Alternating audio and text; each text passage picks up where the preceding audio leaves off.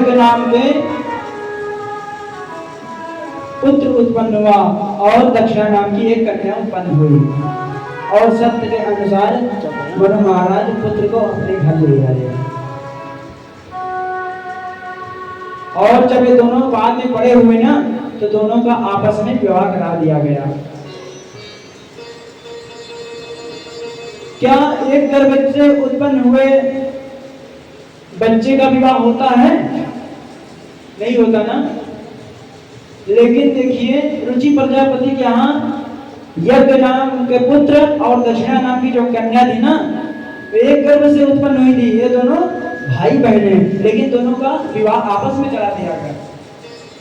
ऐसे विवाह अपने यहाँ होता है? नहीं होता ना। अपने यहाँ क्या होता है? पंचमे मातृपश्चात् पितृपश्चात् सप्तमे। पंचमी मातृपश्चात्, 5 पीढ़ी तक माता के कुल का नहीं होना चाहिए और 7 पीढ़ी पिता के कुल के नहीं होना चाहिए, तब जाकर के विवाह होना चाहिए। ऐसे कुल में विवाह होना चाहिए। लेकिन इन दोनों का विवाह आपस में कैसे करा दिया गया? आज देखते हो ना पंडित जी यज्ञ में दक्षिणा चाहते हैं ना। दक्षिणा क्यों चढ़वाते हैं? इसीलिए क्योंकि यज्ञ की पत्नी है दक्षिणा, इसलिए चढ़ाया जाता है। कभी कभी ऐसे ऐसे जजमान मिल जाते हैं ना, कहते हैं महाराज दक्षिणा इकट्ठा चढ़ाया जाएगा। इकट्ठा कहाँ बार बार आप दक्षिणा यहाँ वहाँ चढ़वाते हो? उनको ये नहीं समझ में नहीं आता कि यहाँ गणेश जी हैं, गौरी मैया हैं, रक्षा देवी हैं, नवग्रह हैं, खोड़स मातृका हैं। सबको अलग अलग स्थान दिया गया है, तो सबको अलग अलग भोजन दिए गए हैं, तो दक्षिणा भी तो अलग अलग चाहिए ना। इकट्ठा क्या देंगे? और जिस यज्ञ में दक्षिणा नहीं चढ़ाया जाता वो यज्ञ सफल नहीं होती, क्योंकि यज्ञ देवता जो है ना, लक्ष्मी नारायण भगवान जो है ना, वो बिना लक्ष्मी के रह नहीं सकते। जब इनका दोनों में आपस में करा दिया गया ना, इसलिए कराया गया कि नारायण की लक्ष्मी हैं, थी और रहेंगे भी, इसलिए दोनों का आपस में विवाह करा दिया गया। और मनु महाराज की जो तीसरी बेटी थी ना, इनका विवाह दक्ष प्रजापति के साथ हुआ और दक्ष प्रजापति के साथ हुआ और इनकी 16 कन्याएं भी उत्पन्न हुई। 16 में 14 कन्या तो अग्नि को ब्याही गई, अग्नि अर्थात 13 कन्याएं धर्म को ब्याही गई और जो 14 कन्या थी 14 ही वो अग्नि को ब्याही गई और जो 15वां कन्या थी वो सुधा नाम की जो कन्या थी वो पितरों को ब्याही गई। और जब से जो छोटी कन्या थी ना सती, वो भूत बावन भोलेनाथ को ब्याही गई।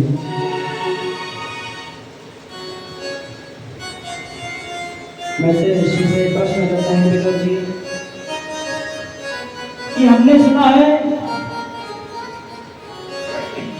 कि अत्रि भगवान के यहाँ, अत्रि जी के यहाँ भगवान त्रिदेव आए, तो हमें यह जानना है कि भगवान त्रिदेव क्यों आए अत्रि के यहाँ। तो मैत्रेय ऋषि कहते हैं विदुर जी बातें उस समय की है जब अत्रि मुनि तपस्या कर रहे थे पर्वत पर, और तपस्या क्या कर रहे हैं? शरणं ते प्रपद्येयं यारेव जगदीश्वरा प्रजामात्म समामह्यं प्रक्षते चिंतन। क्या तपस्या कर रहे हैं? क्या प्रार्थना कर रहे हैं कि प्रभु जो इस संसार का सृजन करता है, पालन करता है, ऐसे भगवान की हम प्रार्थना करते हैं। जो रचते संसार को पालन जिनसे होय, करते हैं संहार जो भजन करो सो हो। और जैसे ही आप प्रार्थना किया कि भगवान ब्रह्मा विष्णु महेश प्रकट हो गए। अब अत्रि मुनि सोचने लगे, मैंने तो एक को बुलाया था कि जब संसार को रखते हैं, पालन करते हैं, श्रृंगार करते हैं, ऐ परमात्मा उत्पन्न हो। ये तो 3 लोग आ गए। भैया मैंने जिसको बुलाया वो कौन है? कहा कि मैं देखने में 3 हूँ लेकिन हूँ एक ही। मैं आपकी तपस्या से प्रसन्न हूँ, इसीलिए मैं सभी लोग अपने अपने अंश से आपके यहाँ पूजा करके आऊंगा। तो ब्रह्मा जी के अंश से चंद्रमा जी आए और विष्णु के अंश के आए दत्तात्रेय और भोले बाबा के अंश से दुर्वासा ऋषि आए। इस प्रकार से मैत्रेय ऋषि ने बताया कि अत्रि मुनि के यहाँ, अनसुईया मैया के यहाँ त्रिदेव आए। एक बार क्या हुआ, माता पार्वती और सभी लोग आपस में चर्चा कर रहे थी, माँ लक्ष्मी सरस्वती की पृथ्वी पर एक स्त्री है जो कि महापतिव्रता स्त्री है, मुझसे ज्यादा है और यही गुणगान सबसे सुनती रहती थी। अरे जैन देखो वही बात करते हैं कि ये तो अनसुईया है, ये तो बड़ी तपस्वी है, बड़ी पतिव्रता नारी है, कैसे इसका घमंड तोड़े। तो आज अपने पत्नियों को भेजा कि जाओ इसकी परीक्षा लो, इसका पतिव्रता नारी जो है ना इसका तोड़ो।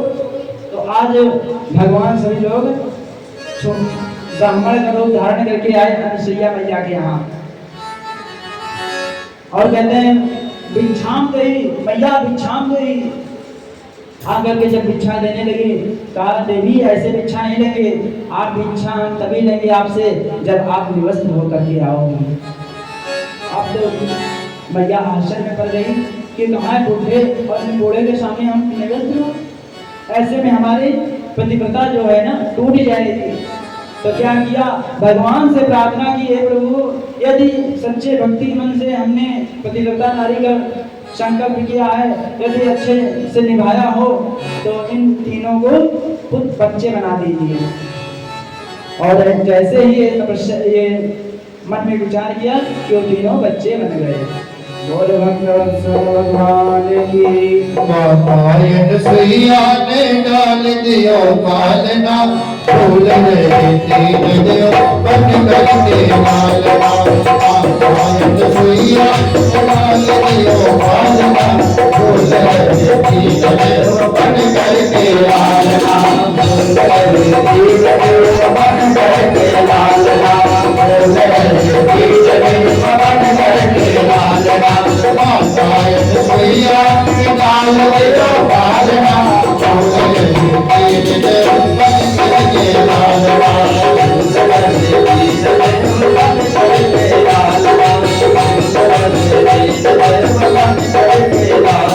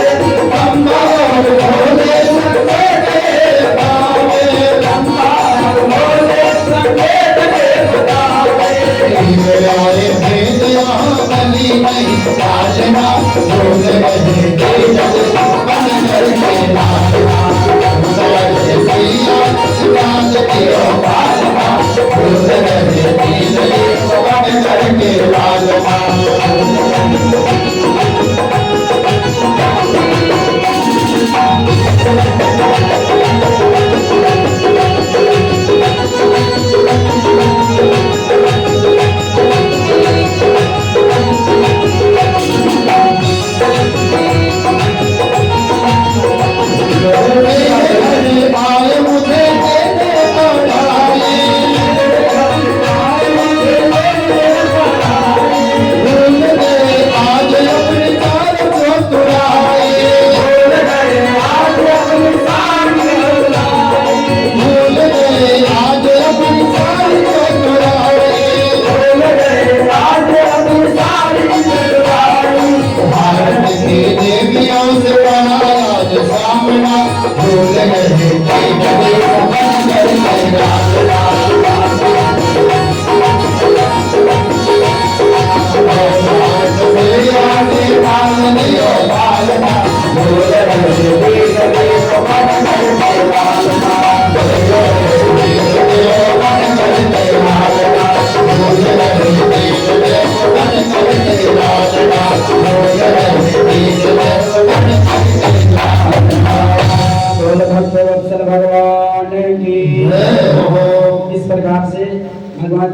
आए उनके यहाँ और सभी आकर के प्रार्थना की, तब जाकर के सभी को वापस किया अनुसुईया मैया। अब विदुर जी प्रश्न करते हैं मैत्री ऋषि से कि महाराज, मैंने सुना है सती मैया ने अपने पिता के यज्ञ में अपना देह त्याग कर दी थी और प्रजापति तो अपने बेटियों से बहुत प्रेम करता था, दक्षो द्वैतो वत्सला। तो ऐसे दक्ष ने अपने बेटी का त्याग क्यों किया और बाबा भोलेनाथ का कौन सा ऐसा अपराध कर दिया कि माता सती को सहा नहीं हुआ।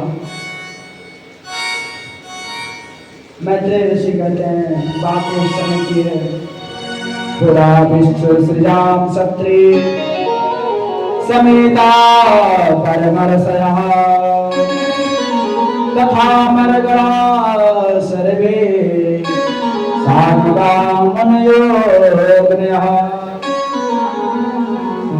बात उस समय की है जब प्रजापति दक्ष को राजा बनाया गया और जब दक्ष प्रजापति को राजा बनाया गया और इतने में जब पद पाया ना तो अभिमान आ गया। आपने देखा होगा जिनको भी पद मिलता है ना, कुर्सी मिलती है ना, उनको अभिमान आ ही जाता है। और वही बात है कि राजा परीक्षित को, प्रजापति को भी अभिमान आ गया। बढ़ाधिकार दक्ष जब पावा,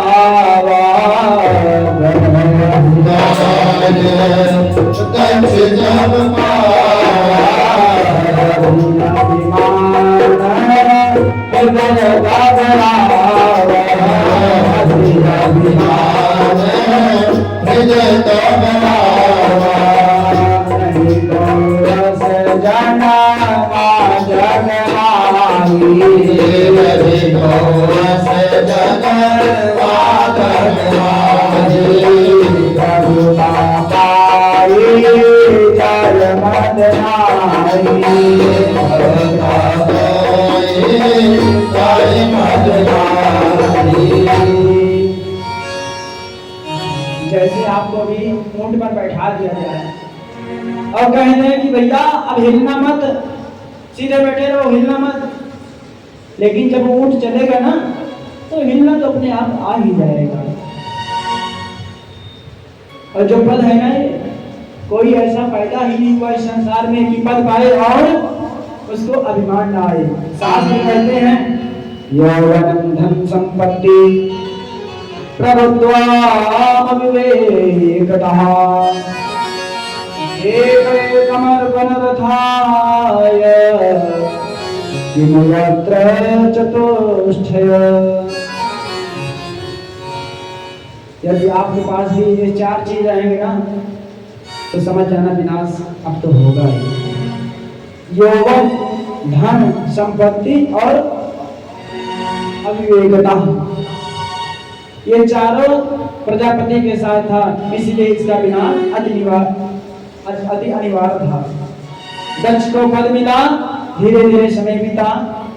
दक्ष ने एक सभासद बैठाया, स्वागत समारोह बैठाया। उस स्वागत समारोह में ब्रह्मा विष्णु महेश सारे देवी देवता आए स्वागत करने के लिए। जैसे आज ये मंच भरा हुआ है भागवत कथा सुनने के लिए, ठीक वैसे ही उस सभा में भी पधारे हुए थे संत मुनि जन, ब्रह्मा विष्णु महेश, और अंत में दक्ष प्रजापति पधारे। और जैसे ही सभा में दक्ष प्रजापति पधारे ना तो खड़े होकर के सब पाहिमाम करने लगे।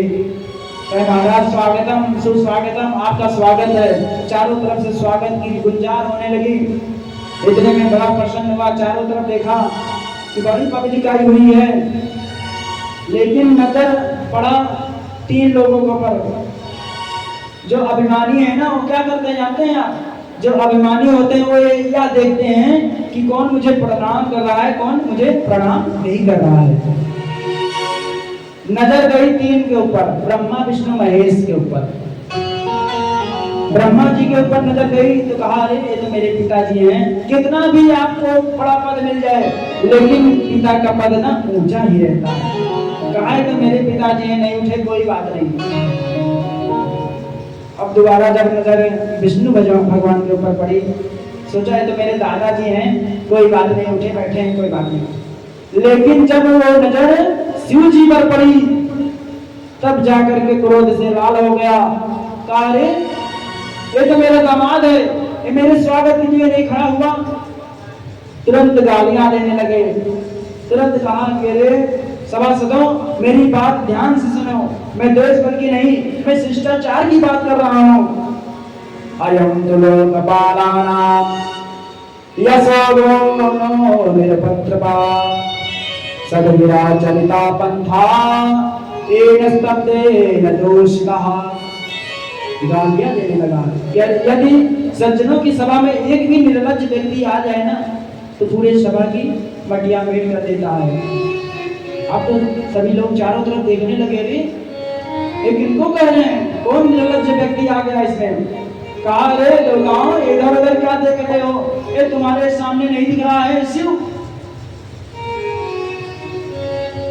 इसने मेरी बेटी से विवाह किया है,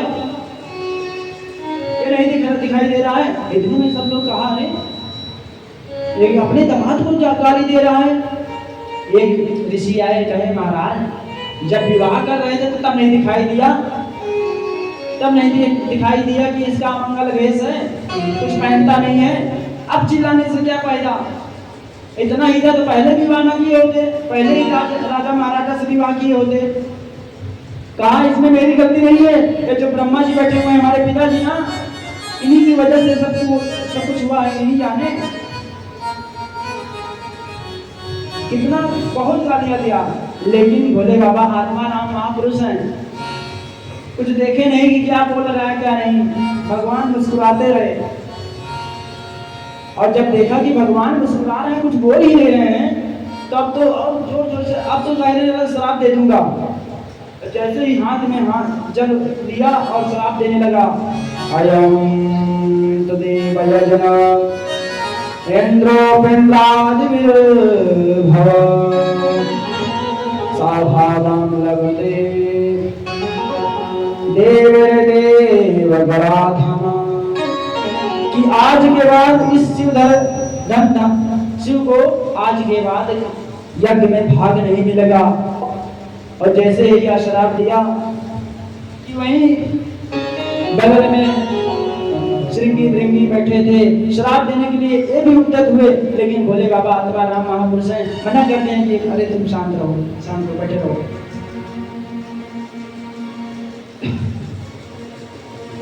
और भोले बाबा सभी को शांत कराए। भगवान का श्राप दे करके बार बार मना कर रहे हैं कि आप मत बोलो मत बोलो, लेकिन श्रृंगी व्रिंगी से रहा नहीं गया। कहा अरे मेरे भोले बाबा को श्राप दे रहा है। तुरंत जल उठाए और कहा कि अरे ये क्या चिल्ला रहे हो, जब से आए हो बकरी की तरह बार बार बड़बड़ कर रहे हो, जाओ शीघ्र तुम्हें बकरे का मुंह लग जाए। ऐसा श्राप दिया भगवान ने देखा। और इधर जब श्रापी होने लगा तो बिल्कुल जी देखे कि अरे ये सब जितने गढ़ आए हुए हैं ये सब भी श्राप दे रहे हैं। कहा अरे गढ़ो तुम सब, जब दोनों का आपस में लड़ाई हो रहा है, तीसरा बोलने की आवश्यकता नहीं, तुम क्यों बोल रहे हो। जाओ मैं भी यहाँ श्राप देता हूँ कि तुम सब भी पाखंडी हो जाओ जितने शिवगढ़ हो। बार बार ये ऐसा श्रापी होने लगा। भगवान ने सोचा अरे ये मेरे कारण हो रहा है, यहाँ से अब चलना चाहिए। और भगवान सभी को लेकर के आ गए अपने स्थान पर, आ गए पर्वत पर और समझाने लगे। आ गए शोक पर आखिरी मोड़ पर, राह पर ख्वाब देखते देखते, मंजिल एक दिन मिल जाएंगे, नक्शे कदम देखते देखते। भगवान ने समझाया मेरे, जब वहां हमारे दोनों का बात हो रहा था, तो तुम बीच में क्यों बोले? कहा प्रभु आपका अपमान मुझसे देखा नहीं गया। भगवान ने कहा कि अरे देखो, विवाह में हमें सालियों ने गाली नहीं दी ना, इसीलिए हमारे ससुर जी दे रहे थे। ये तो हर जगह गालियां होती है, हर जगह गाली मिलती है, इसमें क्या होती है? देखो एक बात और है, मैं उस समय दक्ष की नहीं, उसके स्थान की प्रधानता थी, उसके स्थान की हम मर्यादा को देखते थे, इसीलिए स्थानम प्रधानम न बलम प्रधानम स्थाने स्थिता कपुरुषो बधीरा। कभी भी व्यक्ति की प्रधानता नहीं होती, प्रधानता किसकी होती है? स्थान की। जिस स्थान पर बैठे हो वो स्थान की प्रधानता होती है। अब तो भोले बाबा आत्माराम थे, सब भूल गए, लेकिन प्रजापति भगवान से अभी भी द्वेष कर रहा है।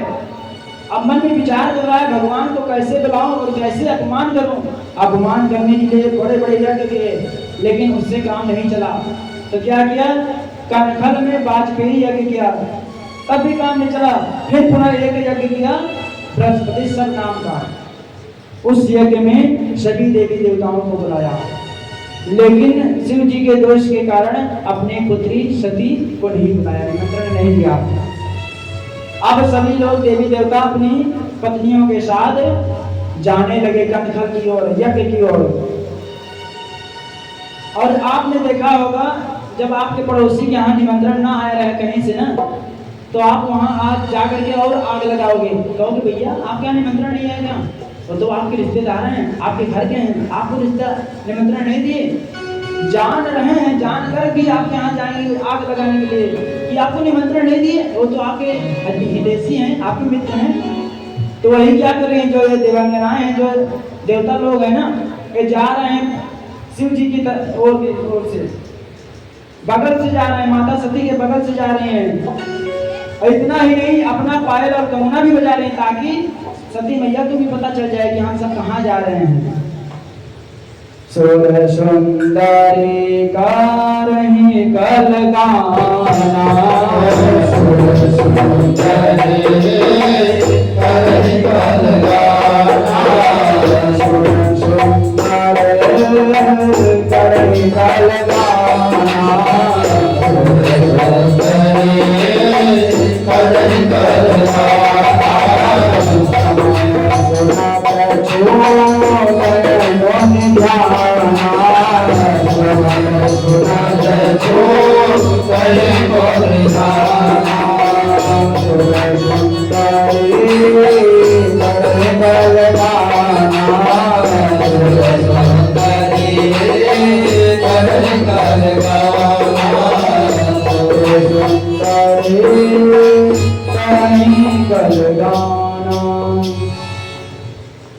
गीत गाते हुए जा रहे हैं। इतने में कौतूहल हुआ माता सती को, और शिव जी से पूछती हैं, पूछो तव शिव के हो बखाने, शिव बखाने, सीता जग सोनी कछ हरसाने,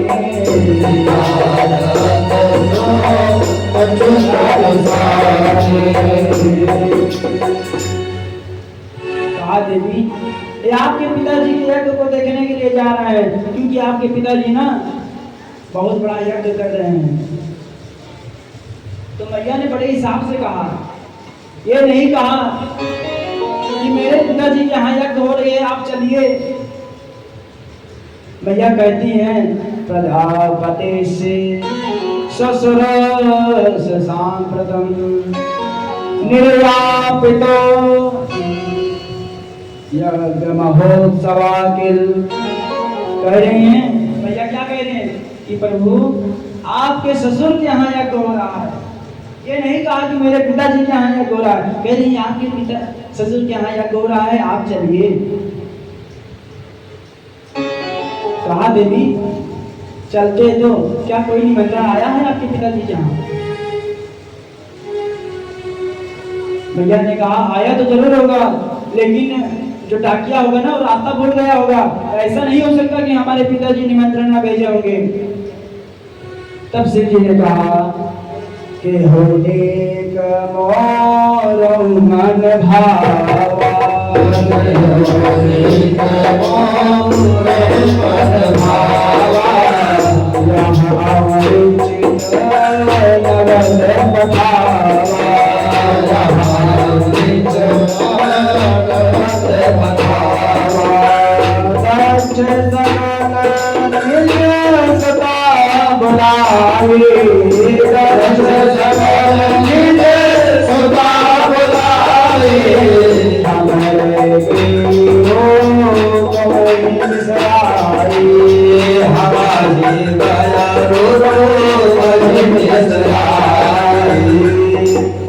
कहा देवी कोई डाकिया वाकिया नहीं आया।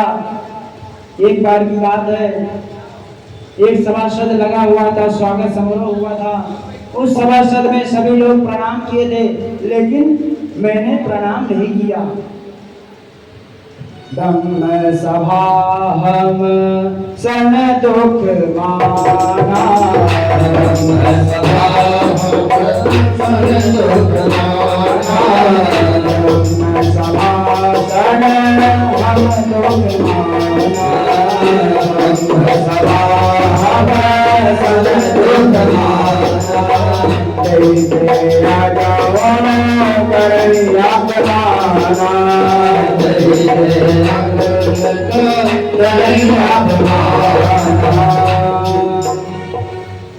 तो मेरे अपमान, मैंने जो नमस्कार नहीं किया उसी से द्वेष करते हैं और उसी के कारण आपको निमंत्रण नहीं भेजे। भैया ने कहा प्रभु आपने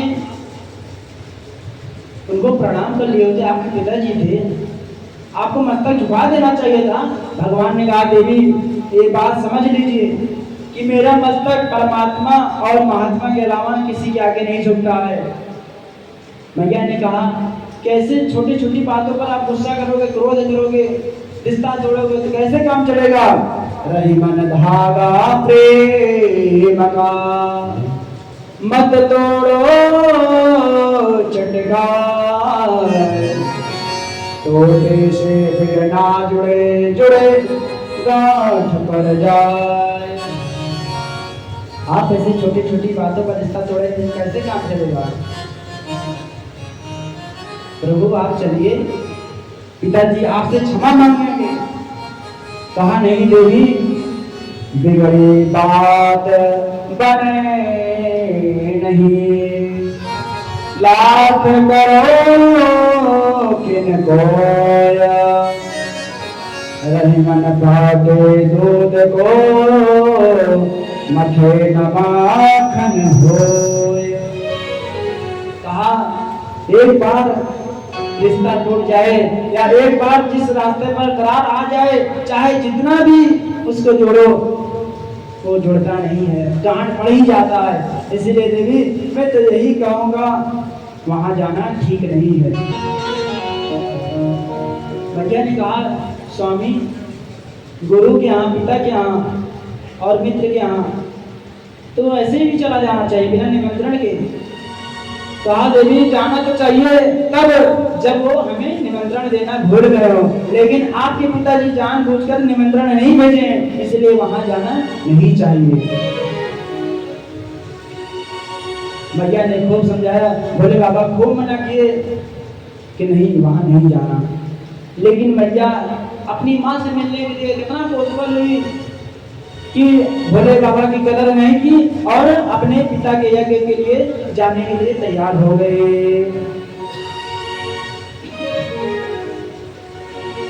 पिता भवन जब गए भवानी, पिता भवन जब गए भवानी, पिता भवन जब गए भवानी, पिता भवन जब गए भवानी, दास का हो न सन्मानी, दास का हो न सन्मानी,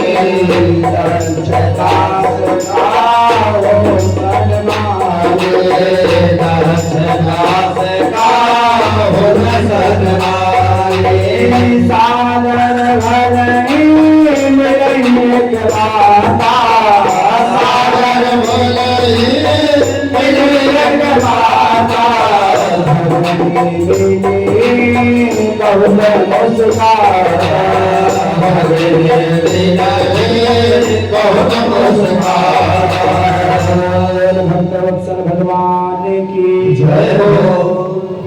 मैया सब कुछ छोड़कर जैसे ही आने को तैयार हुई, इतने में भोले बाबा ने देखा कि मैया जब जा ही रही हैं तो अकेले क्यों जाएं, बजाने के साथ जाएं। तो तुरंत नंदी बाबा को भेजा, कहा जाओ लेके जाओ, नाच गाना के साथ ले जाओ। तब जाकर के सब नंदी भृंगे इत्यादि सब लेकर के आए यज्ञ की ओर। जब यज्ञ में मैया पहुंची ना तो किसी को प्रसन्नता नहीं हुई, लेकिन जब माता जी से मिली ना तो मैया अपने अंग में लगा लिया। कितना भी कुछ ना हो कुछ हो, लेकिन मैया जो होती है ना अपने बेटी से बहुत प्रेम करती हैं। जैसे पुत्री को देखा आंखों में अश्रु आ गए कि ये मेरी बेटी को आज निमंत्रण नहीं मिला है, लेकिन देखो मुझसे कितना प्रेम करती है कि आज मेरे यज्ञ में आई हुई है। तुरंत लिपट गई, अंग में लगा लिया, सादर में माता जो माता है वो मिली, बहुत मुस्काई, बहन जो है वो भी मुस्काई। उसके बाद पिताजी जो थे ना वो मुंह मोड़ लिए, क्रोध से लाल थे, मुंह मोड़ लिए, लेकिन ये सब अपमान सहती गई, मैया को कुछ नहीं हुआ। आगे बढ़ी, विडंबना तो तब हुई, दुख तो तब हुआ जब यज्ञ में आकर के देखी कि कथाओ न देख शंभु कर भागा। चारों तरफ देखी कि कहीं सबका यज्ञ में भाग मिला हुआ है, लेकिन मेरे स्वामी का भाग नहीं मिला हुआ है। तब जाकर के दुख हुआ और देखते ही तुरंत भोले बाबा की बात याद करने लगे कि बाबा ने सही कहा था कि वहां जाना नहीं चाहिए, क्योंकि बिन बुलाए कहीं भी जाओगे ना तो वहां दुख ही मिलेगा, सुख नहीं मिलेगा वहां। और तुरंत सभी को कहने लगी कि आप सब मेरी बात ध्यान से सुनो, मैं इस देह को आज त्याग दूंगी। मैं नहीं चाहती कि मेरे पति का जो अपमान करे, मैं नहीं चाहती कि जब यहाँ से मैं जाऊं तो मेरे स्वामी कहें कि आओ दक्ष कुमारी कैसे हुआ आना, इसके साथ इस दुष्ट के साथ मेरा नाम जुड़े, या मैं नहीं चाहती, इसीलिए मैं आज अपने देह को त्याग दूंगी। और हाँ, जिन्होंने मेरे स्वामी का अपमान किया है और जिन्होंने मेरे स्वामी का अपमान देखा है, इनको शीघ्र ही फल मिलेगा। ऐसा करके योगा अग्नि का ध्यान करते हुए अग्नि प्रकट हो गई और उसी अग्नि में जल करके राख हो गई। बोल भक्तवत्सल भगवान की। अब तो हाहाकार मचने लगा, नंदी बंदी जितने भी कर आए थे सब मार पीट करने लगे। तुरंत प्रभु जी एक मंत्र का ऐसा उच्चारण किया, हवा आहुति डाली कि तुरंत देवता लोग उत्पन्न हो गए और सभी गढ़ों को मार मार के भगा दिया। इधर भवो भवन्या निधनम प्रजापति, नारद जी के द्वारा खबर मिली भोले बाबा को। जो नारद जी है ना खबर ज्यादा बढ़ाकर बताते हैं, आकर के भोले बाबा से बताया कि महाराज आप ऐसे तपस्या करते रहोगे, कुछ खबर है आपको? आपको पता है माता सती गई थी यज्ञ को देखने, लेकिन जो उनके पिताजी थे ना धक्का दे दिए यज्ञ में और जल के उनके राख हो गई। और जैसे ही यह सुना तुरंत भगवान क्रोध से लाल हो गए और अपनी जड़ा से एक बाल उखाड़े और जमीन पर पटक दिया। और जैसे ही पटके वीरभद्र जी उत्पन्न हो गए। बोले वीरभद्र भगवान की।